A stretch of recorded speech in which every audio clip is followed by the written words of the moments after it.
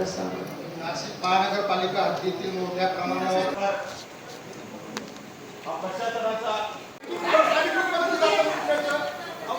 एक 2 मिनिटं थांबा मुकेश भाऊ, 2 मिनिटं तुम्ही संपूर्ण वाचा, मग पुन्हा ज्यांना बोलायला देतील त्यांचं उत्तर द्या. मुकण्याचं पाणी हे जे काही आहे महानगरपालिकेचा सभा ठराव क्रमांक 814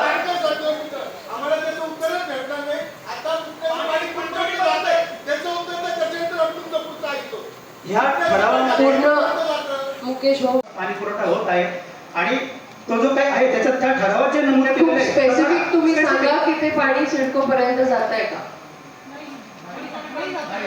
आपण हे पाणी एक त्यांना ऐकायचं आहे, अख्खे सिडकोचे लोकप्रतिनिधी इथे उभे आहेत. सिडको मध्ये सुद्धा मुकण्याचं पाणी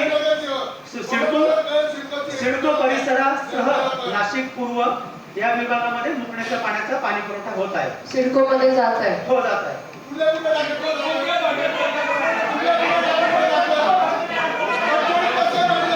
आणि ते जलकुंभ जे आहे नवीन जे टाका बांधलाय ते 2009 की 2026 तुम्ही म्हणाला होता की हे मुकण्याचं प्लॅनिंग 2026 प्रमाणे झालं होतं.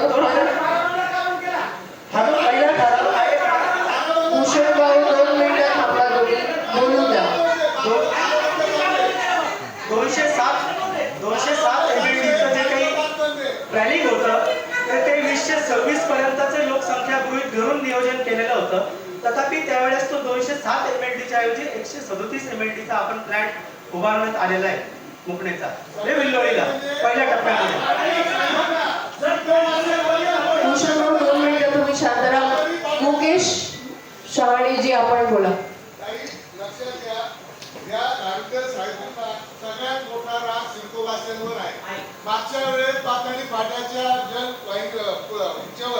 टाकीवर ज्या धारकर साहेब यांचं एचओडीचं काम आहे हे स्वतः बॉल सोडायला जायचे, हे स्वतः गाडीला काम करायचे. काय असं वागायचे? पाणी का दिलं त्यांनी? धारकर साहेब तुम्ही पाणी तिकडे का दिलं? तिथं कामले करायला शंका आहे. तुम्ही हे पाणी बंद का दिलं? तुम्ही वाटत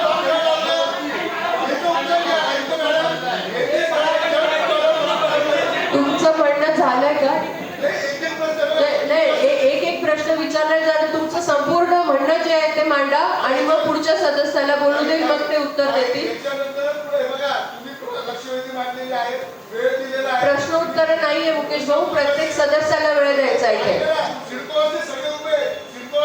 पण तुम्ही एकटे सिडकोवासी नाही, मला प्रत्येकाला वेळ द्यायचा आहे. बोला आणि थांबा, मग पुढचा सिडकोवासी बोला. तुमचं झालंय का?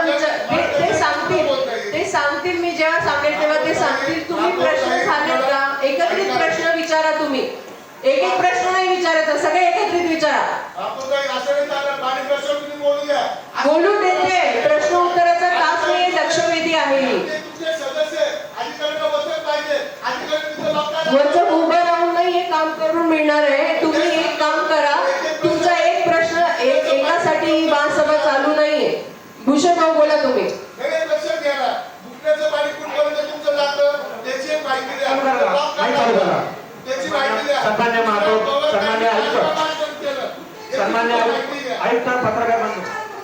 अमर सोळंके, B7 न्यूज, नाशिक.